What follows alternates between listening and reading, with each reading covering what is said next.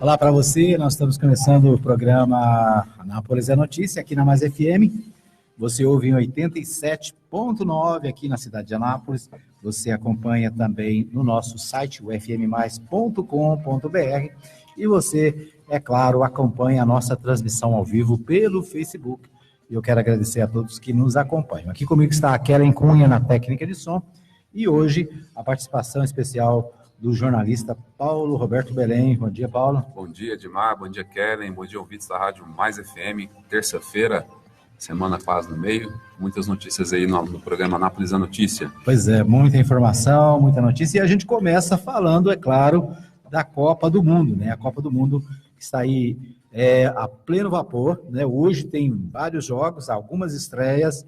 E eu queria saber de você, Paulo, como é que você viu a participação da seleção brasileira na sua partida de estreia no domingo? Domingão, todo mundo naquela expectativa que o Brasil ia emplacar pelo menos uns 2-0 para começar bem a Copa do Mundo, mas depois de um primeiro tempo que mais favorável para o Brasil, com um gol da seleção brasileira, sofreu aquele pequeno arroxo no começo do tempo. Nós fizemos aqui um bolão, o meu placar era 1-0, né? Então, no primeiro tempo eu estava acertando. Você só não acreditava no empate da Suécia. Que a Suécia ia fazer, a Suíça, né? A Suíça ia fazer um gol e empatar. Na verdade, né, o brasileiro acabou um pouco decepcionado, mas eu pessoalmente acho que foi bom, né? Pelo menos o time do Brasil, ele baixa a bola um pouco, né? Porque vai dar uma assustada. Dá um susto, fala assim, o negócio aqui não é mamão com mel, né? Mamão com açúcar, igual tá todo mundo falando. Eu conversei com alguns amigos meus e eles fizeram essa definição, é amistoso, Copa é Copa. Copa é Copa, o cara vai pra vida igual ao morte, né? Não tem nada a perder, vai só marcar-se nos riscos lá de chutes a gol. E esse jogo ainda tá dando o que falar aí, pelo menos para a parte dos bastidores da CBF, que ingressaram ontem com um pedido um questionamento de por que o juiz não acionou lá o árbitro de vídeo, que é a grande sensação dessa Copa do Mundo da Rússia. Mas mesmo assim tem que se esforçar e treinar bem, como retornaram os treinamentos lá em Sochi para o segundo jogo da seleção, que é sexta-feira, às 9 da manhã, contra a Costa Rica. Isso, por falar em sexta-feira, às 9 da manhã, nós não teremos o programa Voz de Anápolis na sexta-feira, né? Porque houve um boicote aqui da equipe. Assinou o decreto lá. Tem um decreto aqui dizendo que o pessoal quer ver o jogo, né? Eu falei, não, a gente vê o jogo aqui, comenta, né? E transmite o jogo. Mas o Morgantino não concordou com isso, disse que não, que não vai dar certo. Vamos falar dos jogos de ontem. Ontem foi o dia 5. Tiveram 3 jogos, né? A estreia ainda de 2 seleções. A Suécia ganhou de 1-0 da Coreia do Sul, a Bélgica emplacou 3-0 no Panamá, e a Inglaterra, aquele jogo final da tarde, deu uma sofridinha para ganhar da Tunísia por 2-1. Desses 3 jogos aí eu assisti a parte final do jogo da Inglaterra, né? E também vi a Inglaterra passando sufoco, né? É interessante porque a gente viu a Alemanha perder para o México, né? A gente viu o Brasil empatar com a Suíça com dificuldade, né, com uma certa dificuldade, não foi tão fácil como se esperava. E o jogo de ontem também, né, não foi fácil, né? Foi um jogo difícil. A vitória da Inglaterra foi no último. Nos últimos suspiros do jogo da equipe inglesa. Né? Então, isso prova o quê? Que na Copa do Mundo o negócio não tem brincadeira, não tem time fraco, né? Na verdade, todo mundo vai para buscar a vitória, né? E fazer a sua história, né? Porque alguns times que estão lá não tem nada a perder, né? Quer dizer, bota tudo em risco.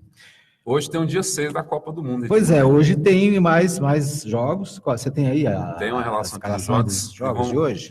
Vão completar a primeira rodada para o grupo H, às 9 horas, logo após o programa Anápolis é Notícia. Tem Colômbia e Japão. Respeita o nosso horário. Justamente. Colômbia, que é do atacante James Suárez, aquele jogador bem cotado da Colômbia, contra a equipe do japonesa. Ao meio-dia tem Polônia e Senegal, e às 15 horas tem o início da segunda rodada do Grupo A, que é da equipe russa, né? A anfitriã e o Egito, né? Que vem de 5-0 na primeira partida. E qual você acha que... Né, ontem eu estava vendo os comentaristas dizendo o seguinte, que esse é o jogo do dia, né? Que esse, com certeza, vai ser o jogo que vai chamar mais atenção. Com certeza. Você acha que a Rússia pode repetir o resultado e fazer um bom jogo contra o Egito? A Rússia vai vir embalada, com certeza, pela sua maior goleada até então dessa Copa do Mundo. Mas, entretanto, todavia, porém, do outro lado tem o Salah, que é o do Egito, que é a grande expectativa aí dessa Copa do Mundo, que é o atacante lá do Liverpool, que teve um probleminha lá no final da Champions, mas agora volta para a sua estreia na Copa do Mundo contra a equipe russa, que vem de 5-0. 5-0 assusta o adversário? Eu acho que assusta, né? Eu acho que o adversário já vai entrar assim meio receoso com o pé atrás, né? Mas vamos ver, né? O Salah tem uma grande expectativa pela participação dele na Copa do Mundo, né? E tá aí a chance, quem sabe hoje ele possa fazer um grande jogo e dar uma forçada aí na Rússia, né? Tirar essa porque a Rússia com a estreia ficou com a moral alta, né? Com certeza. Mas colocar 5-0 aí 5-0 no primeiro jogo na Copa, agora que faz em casa é uma moral e tanto. Agora o Brasil tá animado? Vai voltar animado? Qual que é a sua avaliação, Edmar Silva? Não, eu acho que o Brasil vai voltar animado porque a Costa Rica não é um adversário que impõe tanto medo, né? Embora tenha feito uma boa participação na Copa anterior e tem um histórico interessante, mas o Brasil acho que vai com otimismo. É claro que eu acho que depois do resultado da última partida, vai com mais tranquilidade, né? E, vamos dizer assim, com mais um pezinho atrás, né? Sem aquele oba-oba. Agora, apesar que eu acho que o oba-oba também ele é muito da imprensa nossa, né? A nossa imprensa esportiva brasileira, assim, tem uma mania de exaltar demais o time e colocar muita expectativa positiva, né? E eu acho que o resultado anterior vai fazer com que o Brasil entre com mais calma, respeitando o adversário, né? E isso é bom. Isso pode dar para a gente um resultado mais consistente do que o da última partida. Então, eu estive analisando aí algumas participações da Costa Rica aí nos últimos jogos. Eu percebi que é uma equipe que deixa jogar bastante, muito corrida. E o Brasil tem que se adequar também a esse estilo de jogo lá dos costarriquenhos, né? Para dar essa alegria numa sexta-feira para a torcida brasileira, né? Logo que é às 9 da manhã, para trabalhar animado no restante do dia. O resto do dia, eu não sei não, acho que vão enforcar o resto do dia, você acha não? O pessoal está mais prudente aí. Não sei não. E para ver o que vai sobrar para o Brasil aí para a terceira rodada, que vai ser a final dos grupos aí, e que vai realmente decretar quem que vai para as oitavas de final. É interessante que esse jogo hoje da Rússia, se ela emplacar um placar legal, pelo menos ganhar do Egito, pode até consolidar que é a sua classificação para as oitavas já, nesse segundo jogo da segunda rodada do grupo que ela está, que é o grupo A. Eu acho que isso para o país que recebe a Copa, que faz um grande investimento, né, financeiro, né, constrói estádios. Lá na Rússia não foi diferente do Brasil, que no Brasil foram construídos 12 estádios para a Copa, né? Lá na Rússia também fizeram novos estádios, um grande investimento. Então, eu acho que o país que recebe a Copa ter uma participação, vamos dizer assim, expressiva, dá moral para o país, né? Mostra a pujança da nação. E eu acho interessante porque a Copa do Mundo na Rússia é uma oportunidade para que o mundo inteiro conheça a Rússia, né, por dentro. Eu estava vendo um programa, se não me engano, o Globo Repórter, que falou sobre a Rússia, e a gente fica impressionado com o tamanho, né, do país, com a grandeza do país. E às vezes quando alguém fala sobre os países ali naquela região, pensa que é um lugar de pobreza, de miséria, né? E na verdade, foi a segunda potência do mundo durante muitos anos, né? Então, eu acho interessante porque a Copa do Mundo mostra a nação para o restante do mundo, né? É o que aconteceu com o Brasil, né? Na Copa, porque, embora tenha muito questionamento e tal, mas o fato é que quando você realiza uma competição de aspecto mundial, como foi a Copa do Mundo, foi também as Olimpíadas no Brasil, né, que nós tivemos, você tem a oportunidade de mostrar para o mundo inteiro aquilo que realmente a nação né, que em termos de potência econômica, em termos de engenharia, né, de estrutura. Claro, a Rússia com dimensões continentais, né, até intercontinentais, pelo tamanho do seu país. Eu estava observando aqui, antes de vir aqui para a rádio, uma reportagem falando justamente daquilo que o Brasil enfrentou aí no último mês passado, sobre a respeito do transporte rodoviário aqui no país, por conta da greve dos caminhoneiros. E lá eles frisaram, a reportagem frisou que eles escolheram a via dos trens, tanto para o transporte de cargas como de passageiros, né? Que era uma coisa que o Brasil deveria ter avançado um pouco mais nesse período aí. Na verdade, até com relação a isso, eu estava vendo um comentário, né, na TV Globo, durante o período da greve dos caminhoneiros, e uma crítica, né, aos governos com relação à não implementação das ferrovias no Brasil, inclusive ferrovias que estão prontas e que não funcionam, né, como a Norte-Sul, que sai aqui de Anápolis, que está pronta já foi inaugurada pela presidente Dilma Rousseff, e até hoje não funciona. Agora, a gente precisa entender o quê? Que o Brasil fez opção, desde a década de 60, pelo transporte rodoviário, né? Então, os governos passados, eles investiram no rodoviário. Por quê? Porque havia um lobby forte das empresas que produzem automóveis, que produzem caminhões, né? Então, essa opção de usar o caminhão, de ter o caminhão como principal modal de transporte brasileiro, é uma decisão de governo, não só de um governo, mas de vários governos, desde a década de 60, desde o Juscelino Kubitschek, né? Por exemplo, na década de 60, foi quando construiu a Belém-Brasília. Sim, é importante. Né? A Belém-Brasília... A grande espinha dorsal do desenvolvimento brasileiro, né? Então, a Belém-Brasília, se eu não me engano, é a maior rodovia brasileira. São mais de 2.000 quilômetros de asfalto, né? Quer dizer, ali estava se definindo, olha, a prioridade aqui é rodovia, né?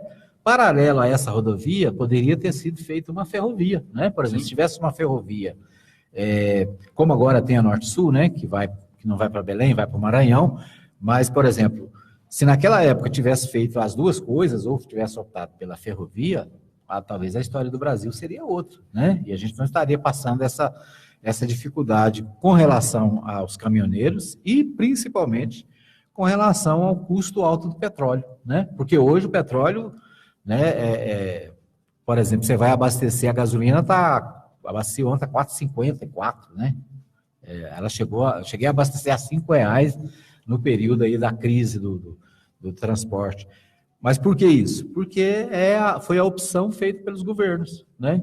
Então, hoje, ainda é possível mudar? É possível, né? Aqui em Goiás, semana passada, eu estava indo para Brasília, né? Até a Letícia falou, olha, se o Marconi tivesse cumprido a promessa de fazer o trem-bala, né? Que ligasse para ligar Goiânia, o trem-bala, o trem-piqui, né? Para ligar Goiânia a Brasília, a gente poderia se deslocar daqui para Brasília com um período muito mais rápido e muito mais econômico do que é hoje, né? Mas nós não temos opção. A opção que tem é o quê? É o automóvel. Você tem que levar 2 horas na estrada, né? Ou mais, para chegar para ir daqui a Brasília. Então, quer dizer, foram opções dos governos passados que optaram pela rodovia e não pela ferrovia. O que não é a mesma coisa, igual você disse, na Rússia, na Europa, né? Na Europa quase que sua totalidade, o trem é o grande carro-chefe lá. Então, eu tenho amigos que moram na Europa, que estão naquela região, eles dizem, olha, a gente sai de Portugal, vai para a França, vai para a Inglaterra, né?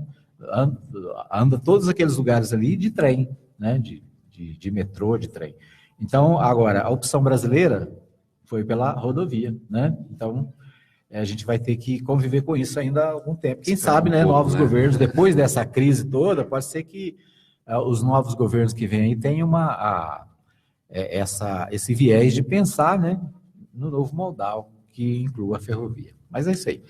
Bom, mas falando para o nosso primeiro bloco, que já quase esgotado, mas eu queria ter uma manchete aqui no G1, Paulo, que, né, já que a gente está falando de Copa do Mundo, falando do mundo, que eu achei interessante, diz o seguinte: o número de pessoas forçadas a deixar lugar de origem é o maior em 7 décadas. Em 70 anos, hoje, muitas pessoas estão sendo obrigadas a sair dos seus países, né, por causa da crise econômica, por causa da fome, por causa das guerras. E eu achei interessante esse dado, né? Nos últimos 7 anos, o número de pessoas que são forçadas a deixar os seus lugares hoje é o maior em 7 décadas, né? 7 décadas. A gente vê essa mobilidade das pessoas saindo da África, indo para a Europa, indo, né, fugindo das guerras, da fome. E fiquei pensando nesse tempo de Copa do Mundo, né?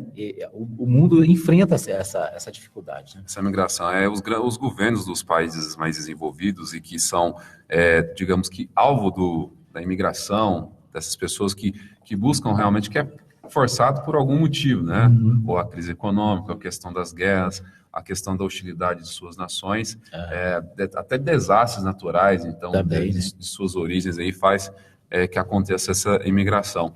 O Brasil também recebe, né? Recebe grande... Você falou de desastre natural, eu lembrei do Haiti, né? Por exemplo, desde aquele terremoto que teve no Haiti, alguns anos atrás, muitos vieram para o Brasil, sim, né? É uma via mais fácil, né? Mais rápida, digamos. Nós podemos ser a Europa, né? do continente da América Central, e agora, mais recente, a questão dos venezuelanos, que tem ali o acesso pelo Brasil por Roraima, que é mais fácil, e isso faz a gente enxergar até aqui em Anápolis essa questão da imigração. A gente observa lá no centro da cidade muitos haitianos aqui instalados em Anápolis, não há 1, 2 anos, mas há 3, 4 anos, e que já tem aqui a cidade como sua casa. É importante acolher esses irmãos aí que procuram essa melhoria para poder uma convivência harmoniosa aí entre todos. É interessante você falar que aqui na região mesmo do Arco Verde, né, aqui no nosso setor, tem muitos haitianos que moram e trabalham aqui na região, né? E é justamente o reflexo dessa situação no mundo inteiro e acaba acontecendo aqui no Brasil. E você citou a Venezuela, né? A Venezuela tem milhões de pessoas saindo da Venezuela, vindo para o Brasil através lá de Pacaraima, lá em Roraima, né? Em Boa Vista, a capital de Roraima, é uma cidade que está cheia de venezuelanos, né? E São Paulo tem também muitos. Então, é uma situação que o mundo inteiro vive, né? E que acaba também refletindo aqui no país. Muito bem, nós vamos para um pequeno intervalo. Daqui a pouquinho a gente volta com mais informações aqui no Anápolis é Notícia desta terça-feira. Anápolis é notícia. Mais FM. Mais FM, apoio cultural.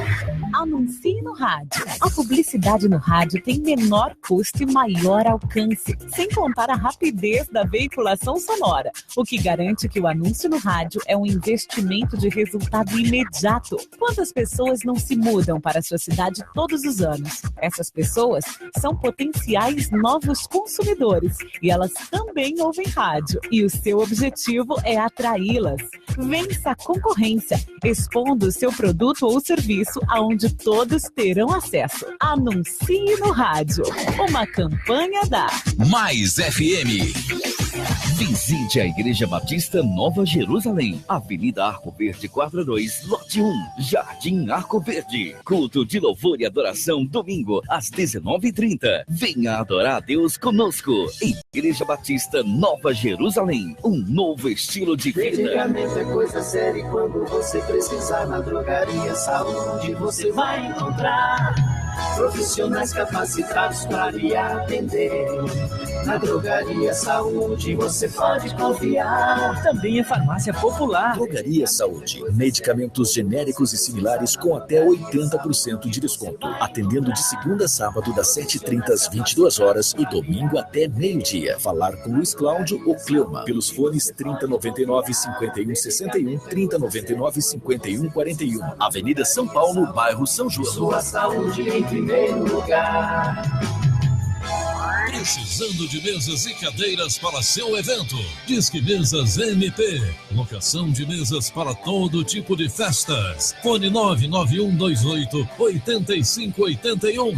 99128-8581. Falar com nosso amigo Silvio. Disque Mesas MP. Alô, bom dia. Alô, bom dia.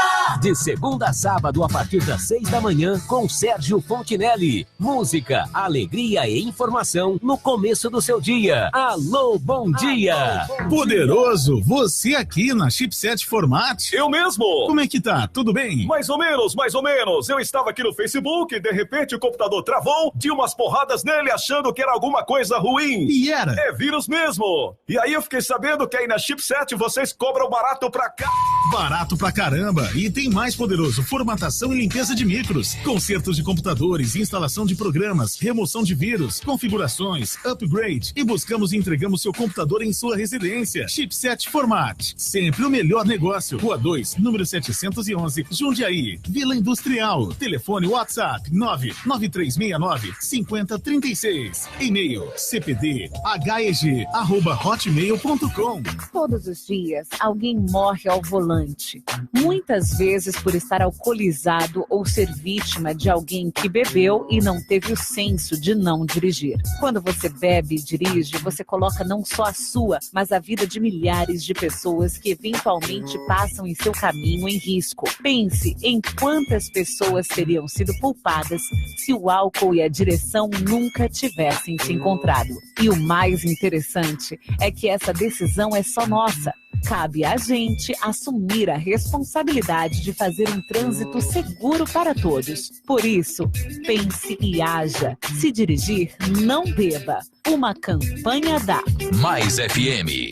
A rádio legal da cidade. Mais FM. Mercadinho Oliveira. Preço baixo, qualidade, ótimo atendimento. Aqui você encontra tudo o que precisa para você e sua família. Produtos de qualidade e os melhores preços da região. Aceitamos cartões de créditos, Visa, Mastercard, Valecard, Alelo, alimentação. Mercadinho Oliveira, bem perto de você. Faça-nos uma visita e confira. Avenida Principal, quadra 33, lote 22, setor sul. Entregamos a domicílio. Fone 3314-4336. Mercadinho Oliveira. O cliente em primeiro lugar. Mais FM, apoio cultural. Mais FM, Anápolis. Os acontecimentos em nossa cidade e região em destaque na Mais FM. Anápolis é notícia. É notícia. Edmar Silva. Estamos de volta para o segundo bloco do Anápolis é Notícia desta terça-feira, hoje, 19 de junho de 2018, né? Portanto, o mês de junho já aí passou do meio e nós estamos aí prestes, daqui a pouquinho é julho, daqui a pouquinho é férias, né?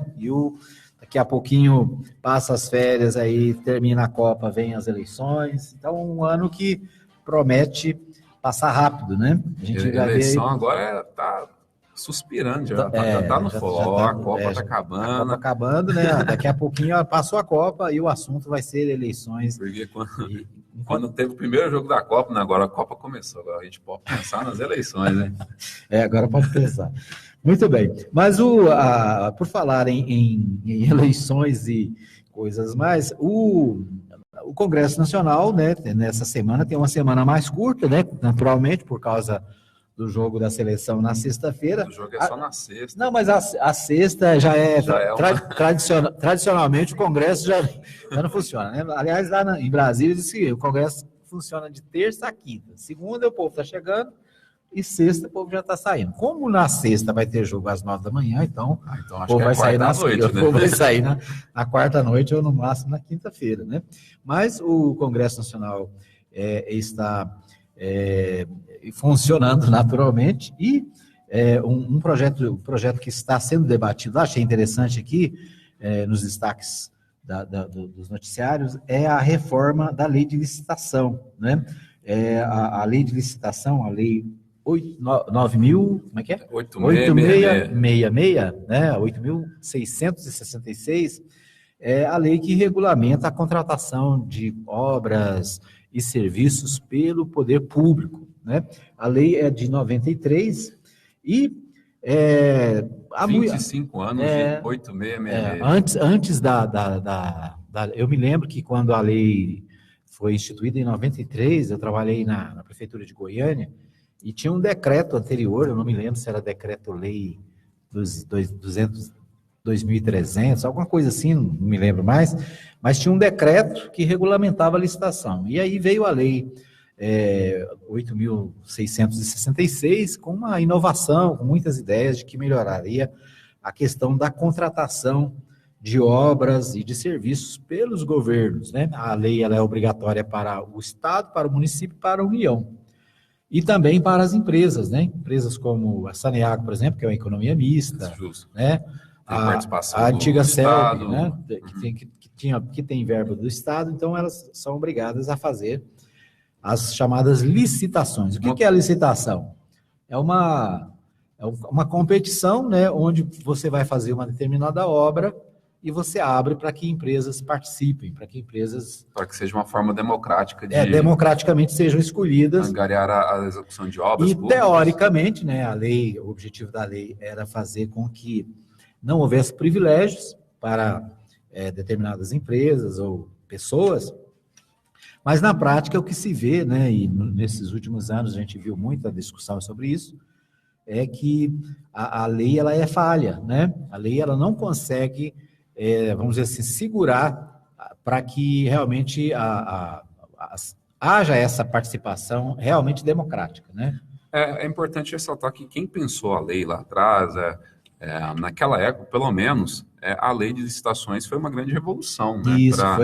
Para esse processo de escolha de empresas, para que organizem obras públicas, para que forneçam materiais, produtos, e que realmente, ao longo dessas mais de 2 décadas aí, foi viciada, né? Digamos, em algumas práticas que até estão em grande debate aí, nacionalmente falando. Na verdade, a gente, tem toda essa discussão sobre corrupção na política, a participação das empresas nas campanhas eleitorais, né? O financiamento das empresas para as campanhas, tem uma ligação íntima com a lei de licitações. Por quê? Porque normalmente as pessoas que ajudam nas campanhas eleitorais são aquelas que depois elas querem o retorno financeiro do poder público, né? E o retorno vem como? Através da participação em obras, na construção de obras para essa administração. Então, a reforma da lei ela é uma questão já antiga, vamos dizer assim, uma necessidade. E os deputados vão analisar nesta terça-feira, hoje, né, em uma comissão especial da Câmara, a proposta que promove alterações nos procedimentos de licitação realizados pela União, Estados e municípios. O projeto pretende revogar a lei atual, ou seja, está se propondo uma nova lei, revogando, né, anulando a lei anterior. Pela Constituição, a administração pública, nos níveis municipal, estadual e federal, é obrigada a fazer licitações quando precisa contratar obras, serviço ou realizar compras, por exemplo. As licitações ocorrem sob as regras previstas na lei de 93. A proposta em discussão da Câmara, que veio do Senado em 2016, cria um novo marco regulatório para o setor. E aí, né, o site G1 traz aqui uma série de alterações que são propostas, né, para essa questão da licitação, as novas modalidades, como é que seriam cada fase, a punição para os infratores administrativos, né, para as infrações, ou seja, a tentativa de melhorar, né, essa questão da contratação pelo serviço público. Você, Edmar, trabalhou muito tempo aí à frente dos órgãos jurídicos aí da administração. Qual que é a sua avaliação? Como que você entende que ela pode ser otimizada para que não haja realmente esses vícios aí que a gente tem enfrentado aí nos últimos anos? Na verdade é o seguinte, é uma incógnita, né? A ideia de que você pode, com a lei, vedar determinados comportamentos, né? Então, eu sinceramente, eu fico meio, vamos dizer assim, temeroso, porque na verdade a lei, ela é uma lei bastante complexa, né? Tem uma série de exigências, mas até hoje, né? E o que a gente vê nas gestões aí, tanto federais como estaduais e municipais, é que a lei, como ela está hoje, ela tem muitas possibilidades de descumprimento, né? De fazer, na verdade, o gestor, ele acaba fazendo aquilo que ele quer, contratando quem ele quer, né?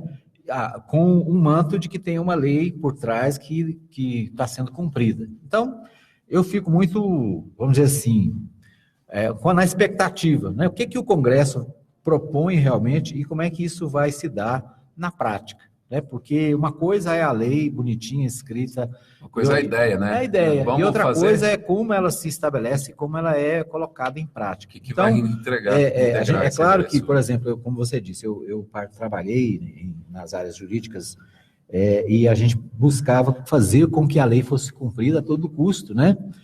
Até porque esse é o papel do gestor público, ele precisa fazer cumprir. Agora, você não consegue, muitas vezes, evitar que, por exemplo, as empresas, elas façam acordos, né? E muitas vezes, você está inocente achando que você está fazendo um processo aberto e democrático, quando, na verdade, muitas vezes as empresas, antes de entrar lá para a reunião onde vai ser feita a licitação, elas fazem um acordo lá fora, olha, você ganha essa, eu ganho a próxima, o outro ganha a próxima, quer dizer, é um jogo.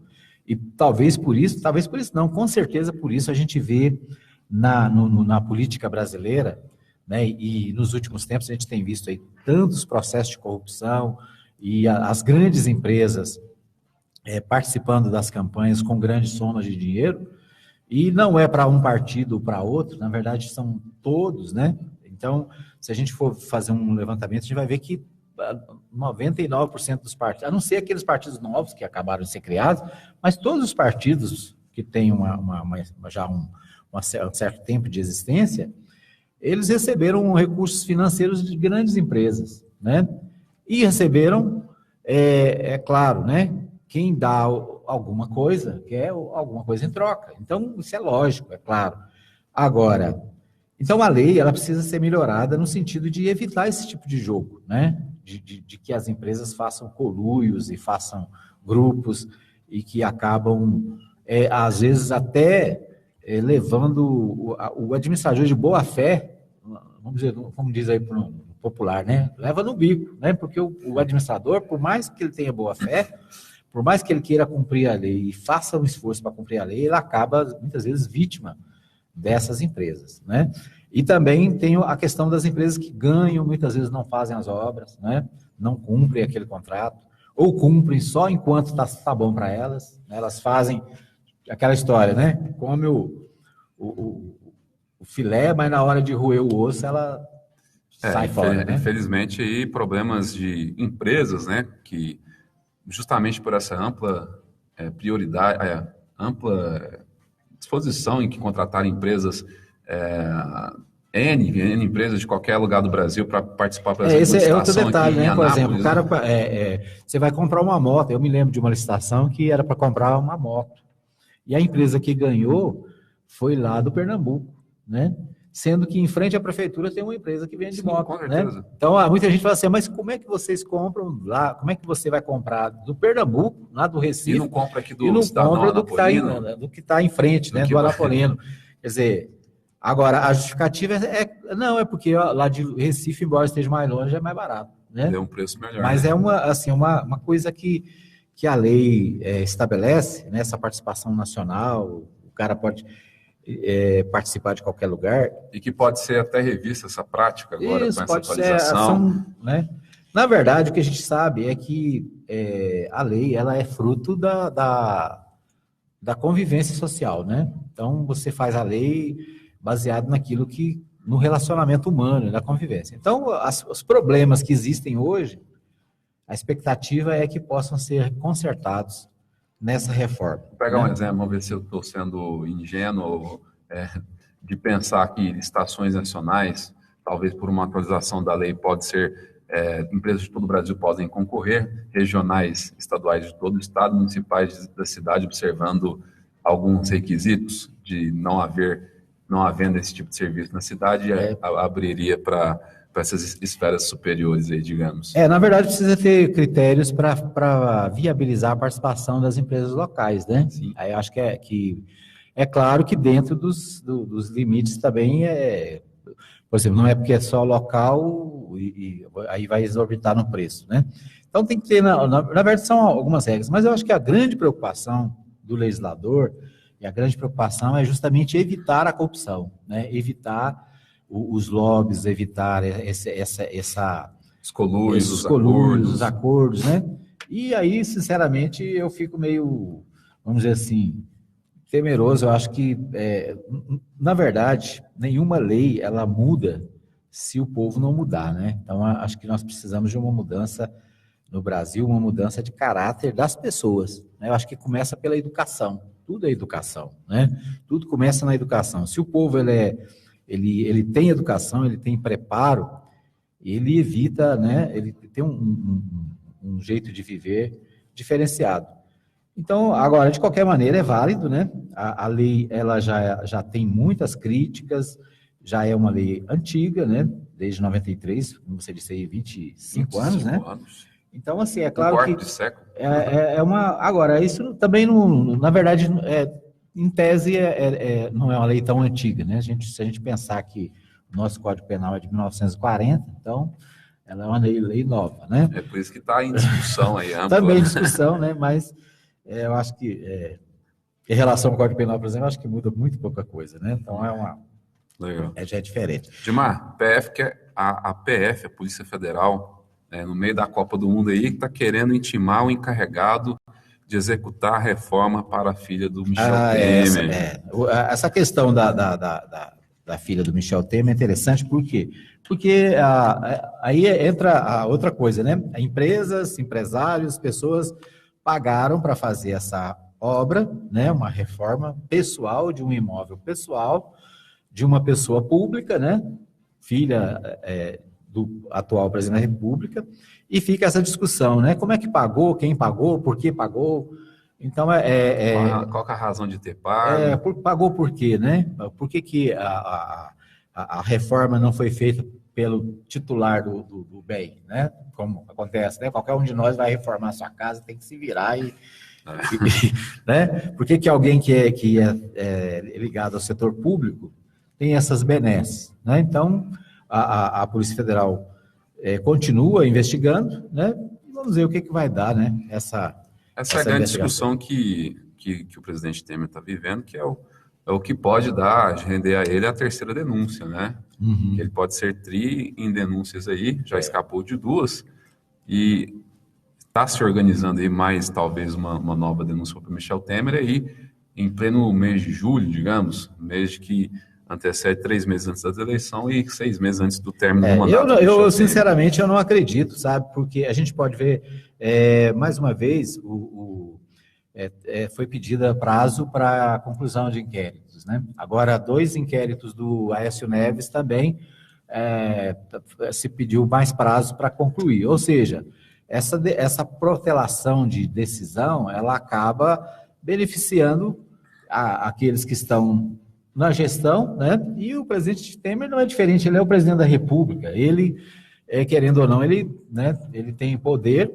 e eu acho que vai segurar isso até passar, não só até passar as eleições, mas até acabar o mandato, porque o mandato, na verdade, está pouco mais de 6 meses, né? Nós temos aí 6 meses e 14... Somos dia 19 de junho já? 6 meses e 13 dias para acabar o mandato. Então, quer dizer, quem segurou até agora vai acabar segurando até o final. Então, eu acho que eu não vejo a possibilidade de o presidente Temer enfrentar uma terceira denúncia. Eu acho que não. Eu acho que já teve a primeira, a segunda, ele conseguiu se safar lá, né, à custa dos acordos feitos no Congresso, e agora vem o período eleitoral, né? Daqui para frente, daqui até outubro, essas discussões que estão no Congresso, você vai ver, elas vão... Dar uma diminuída. Vai diminuir, né? Se hoje tem uma pauta ainda, em setembro não tem pauta praticamente nenhuma, porque o povo vai estar tudo na rua, e o deputado e o senador, né, aqueles que precisam da reeleição, qual que vai ser o pensamento deles? O pensamento lógico é, onde é que está o voto? O voto está lá no estado. Então, o cara que é da Paraíba vai para Paraíba, o que é do Pernambuco vai para Pernambuco, o que é de Goiás vem para Goiás, e o Congresso vai ter uma pauta mínima, né, para manter aberto, mas os deputados e senadores vão para os estados fazer campanha. Porque não interessa, porque qual que é a ideia deles? Eles vão ficar lá discutindo lei de licitações, por exemplo, tem 25 anos. Ele vai ficar discutindo isso aqui e vai perder a eleição por estar longe do Estado, né, longe das bases. Então, o raciocínio do cara é o seguinte, ou é melhor eu garantir o mandato, porque não, vamos discutir isso depois, tem mais 4 anos para frente para discutir. Então, não, eu acho, o Brasil, eu acho que, por isso eu acho que o Temer não precisa temer muito, porque o Congresso vai entrar numa fase aí de banho-maria, né? Vai acalmar e cada um vai cuidar dessa campanha e, né? Depois da eleição, o que é?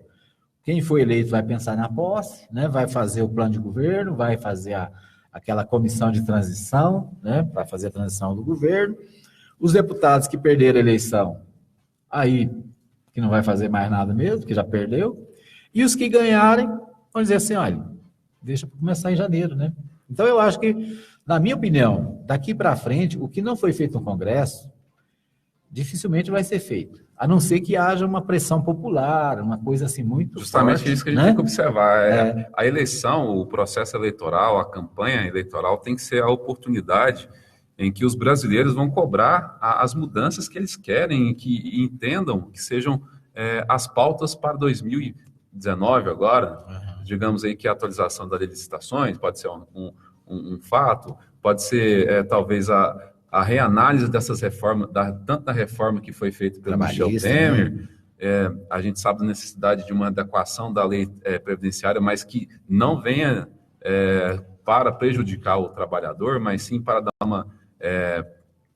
para melhorar, né? Melhorar a questão da previdência, com certeza, é uma pauta que tem que ser trabalhada no próximo governo, com certeza. E é nisso que tem que entrar as propostas e o olhar do eleitor em cima daquele que ele vai colocar lá para tratar dessas questões. Eu diria o seguinte, que o eleitor ele precisa estar atento. Por exemplo, quem votou a favor da reforma trabalhista?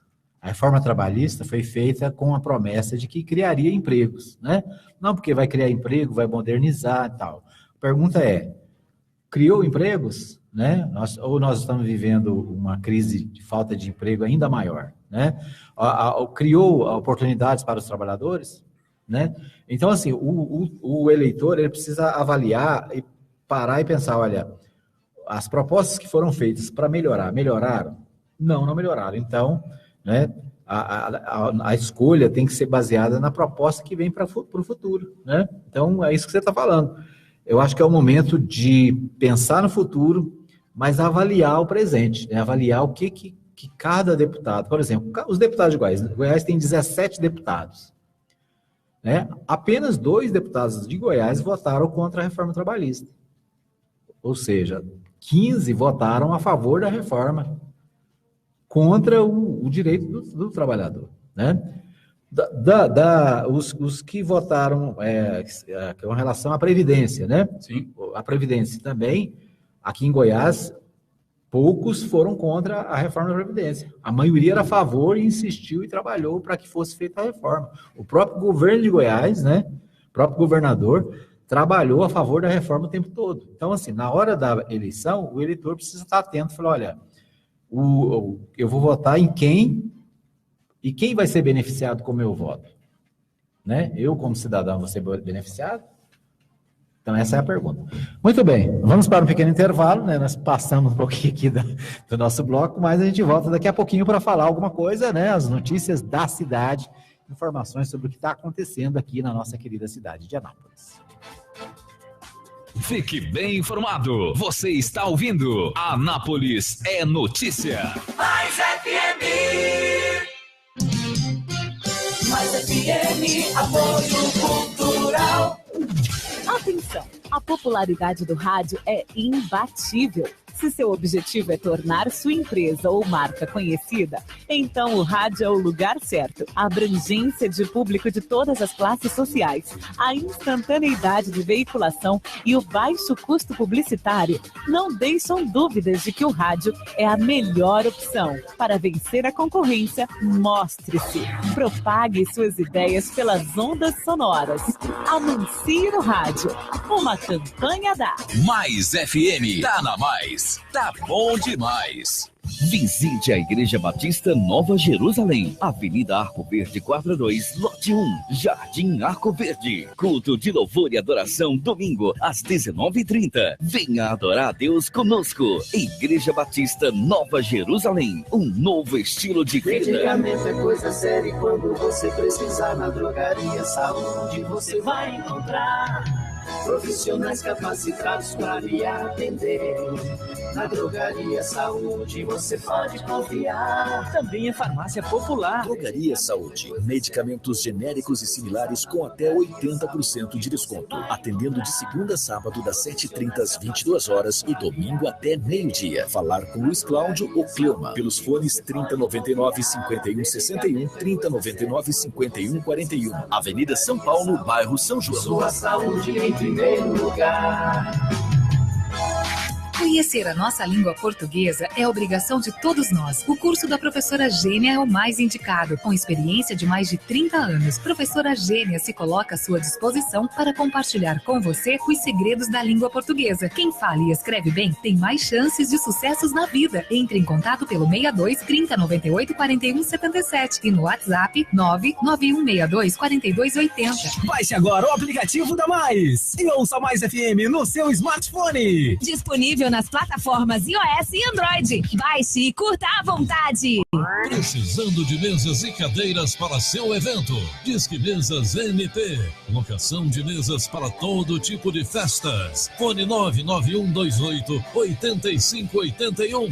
99128-8581. Falar com nosso amigo Silvio. Disque Mesas MP. Precisou de gás? É só chamar Beta Gás. 3314-7786 e o WhatsApp 99134-9994. Entregamos de segunda a sábado, das 8 da manhã às 7h30 da noite e feriados, das 8 ao meio-dia. Na Rua 2, número 711, Jundiaí, Vila Industrial. Entrega rápida, precinho camarada e o gás mais confiável da cidade. Não fique na mão, ligue para a Beta Gás. Anote aí, 3314-7786 e o WhatsApp 99134-9994. Rua 2, 711, Jundiaí, Vila Industrial. Ligue e peça também a sua água mineral. Mais FM, apoio cultural. Tá na Mais, tá bom demais. Mais FM. Anápolis e região em destaque. Anápolis é notícia. Edmar Silva. Muito bem, estamos de volta aqui para o terceiro e último bloco do Anápolis é Notícia, trazendo para você as principais informações mundiais, nacionais e locais agora, né? Agora nós vamos para a nossa pauta local. E, vamos dar só um aviso aí. Eu tenho que só antes do aviso, Paulo, só agradecer aqui o pessoal que está conosco pelo Facebook, a Ludmila Rodrigues, né, sempre acompanhando a gente. Bom dia, Ludmila. A Maria Nova Silva nos acompanhando, a Letícia Silva Nascimento também sempre conectada, o José Justino Filho, nosso companheiro, sempre conectado, compartilhando aí as nossas publicações, a minha amiga Maria Santos, lá no Jundiaí, acompanhando, a dona Nilza Cardoso, aqui no Jardim Arco Verde, a dona Nilza, amiga da Letícia, está sempre ligada, né? A Samanta Rocha também conectada, e a dona Maria Celina, sabe quem é a dona Maria Celina, Karen? Conheço. Dona Maria Celina é a mãe do apresentador aqui, né? Hoje ligada, conectada pelo Facebook. Essa é ouvinte assídua.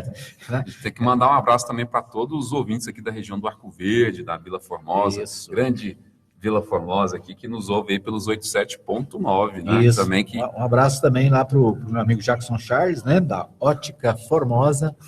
Um abraço aí, né, para o pessoal aqui da Farmácia Arco Verde, né, sempre conectados. Nós agradecemos pela participação. Nós temos um som entrando aqui sem necessidade. Deixa eu fechar, se eu consigo fechar isso aqui. Muito bem. Dilma, a vacinação tem uma última oportunidade para quem não vacinou contra a gripe H1N1 ainda, hein? Certo. A campanha encerrou na sexta-feira passada, isso a nível de estado e também nacional, mas aquelas unidades de Anápolis que tiverem as doses ainda que tiverem sobrado, poderá estar vacinando até a sexta-feira. Último aviso. Será que tem dose aí nas unidades de saúde aí de Anápolis ou não? Eu acho que tem gente que não se vacinou ainda, né? Tem gente que não gosta de vacina, tem medo, né? Acha que a vacina faz mal. Isso aí é só para me adoecer. Só para matar os velhos. Essa conversa, isso é para matar os velhos. Nossa avó. É conspiração de toda a banda, né? Não entrega. Mas, então, na verdade, é o seguinte, mas a vacina é muito importante e quem tem oportunidade, quem pode vacinar, precisa procurar, né? Porque né, você evitar a doença é fundamental, né? E é importante. E as pessoas aí nos grupos de risco, né? Precisam aproveitar essa oportunidade. Legal. Dilmar, teve a última atualização dos eleitores, do eleitorado anapolino aí, de acordo com as eleições desse a data ano, né? do TSE, que foi 9 de maio, né? Você lembra a quantidade de eleitores? 200 e aumentou para 268 mil, né? 471 que poderão votar em Anápolis. Então, 268.471. Foi um incremento de mais ou menos 7 mil e alguma coisa de novos eleitores, que foi justificado pela chefe do cartório, que esse número se dá mais pelos novos eleitores, pelas novas inscrições. O jornal A Voz de Anápolis, o portal A Voz de Anápolis, está trazendo materinhas sobre as características desse eleitorado. Certo. Partindo aí do número, partindo aí da quantidade de eleitores, que foi para 268.471, fizemos uma outra matéria a respeito da distinção entre homens e mulheres, né? Que mulheres está com 53%, e homens está com 47% aqui do eleitorado em Anápolis. E a reportagem mais recente traz, sabe o que, Edmar? A faixa etária desse eleitorado. Isso, Você sabe qual que é a maioria qual que é a maioria do eleitorado napolino, que idade que tem? Não tenho ideia. 24%, que é a fração maior, são de eleitores que têm entre 45 e 59 anos de idade. Lá na famosa meia-idade, Edmar. Vamos pegar outros números aqui. Com 21,98% estão os eleitores entre 25 e 34 anos. Em seguida, com 21,9% estão os eleitores entre 18 e 24, e 9% desse eleitorado, dos 268 mil, tem entre 60 e 69 anos, e 6,34% tem mais de 70 anos de idade. Ou seja, a maior parte dos eleitores anapolinos tem entre 18 e 60 anos de idade, que está na participação ativa das eleições aí, que tem a oportunidade de votar agora em 2018. A faixa maior é entre 45 e 59. Justamente. Né? Então, que é 24%. Mas eu achei bem aproximado aí, né? 24% é a faixa de 45 a 59, né? Aí 21% de 25 a 34, e 21%, 21,9 parece? Sim, 21,9 de 18 a 24. Então, assim, a gente tem vamos dizer assim, praticamente 1/3 da população em cada faixa aí, né? Muito interessante analisar que essa é a população que está efetivamente ativa aí na população, ou está na faculdade, ou está trabalhando, ou está nesses níveis aí que há essa discussão eleitoral que vai ser proposta aí pelas candidaturas, pelas políticas que vão ser apresentadas, para gerar realmente essa discussão entre esses grupos aí, para ver qual que vai ser a saída que eles vão escolher para cada um. Na verdade, os candidatos, né, e aí nós teremos candidatos a deputados federais, a deputados estaduais, né, teremos candidato a senador, teremos candidato a governador, a presidente. Então, aqui em Anápolis, por exemplo, o candidato a deputado estadual, o candidato a deputado federal, ele vai concentrar as suas propostas nas faixas maiores, naturalmente, sim, com certeza, né? Para tentar alcançar um número maior de pessoas com as suas propostas. E quais que são as duas? Vamos separar 3 faixas aí, 3 assuntos que essa população que tem entre 18 e 60 anos quer ouvir. Educação, emprego, segurança, saúde.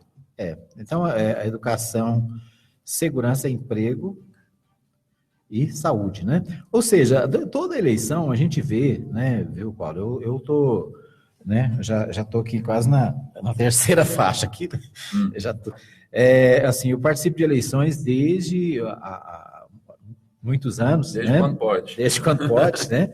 Aliás, é interessante falar nisso, desde quando pode, porque parece que a gente acha que sempre pôde, né? Mas a gente viveu um tempo aqui em Anápolis, e eu vivi esse tempo, em que o anapolino não podia escolher seu prefeito, né? O goianiense não podia escolher o prefeito de Goiânia. Os famosos nomeados. O goiano não podia escolher o governador.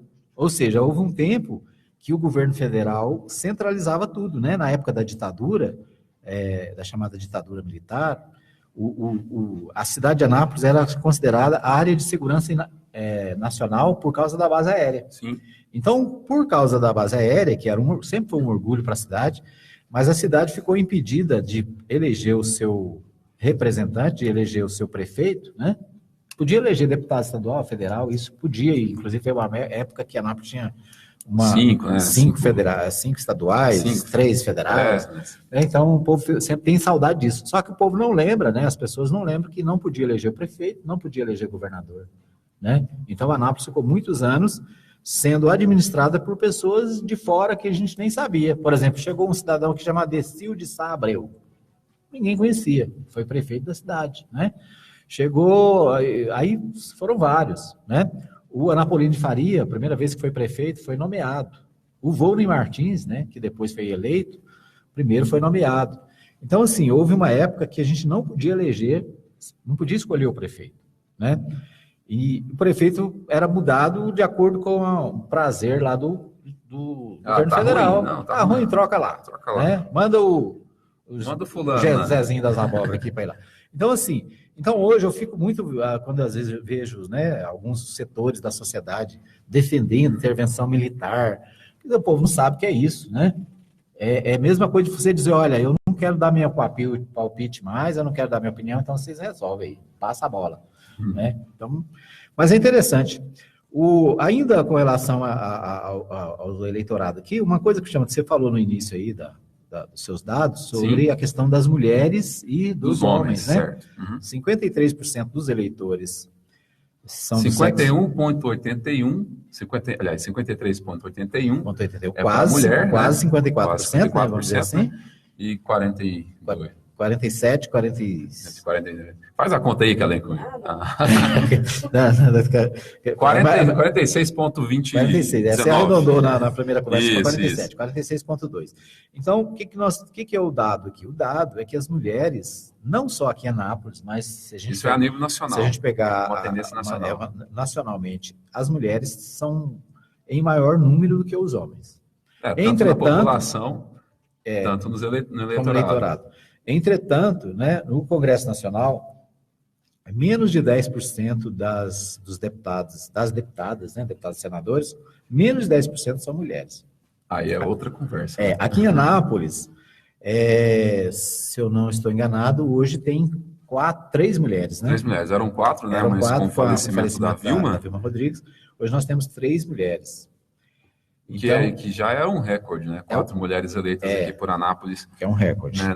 Nessa legislatura. Então, assim, se a gente for ver a história de Anápolis, até bem pouco tempo, Anápolis não tinha vereadoras. Né? A primeira vereadora que eu me lembro, eu não sei se foi a primeira de Anápolis, se teve outra antes, mas foi a dona Maria Meirelles. Dona Maria Meirelles, que era da Igreja Batista Central, ela era suplente, e assumiu na década de 80.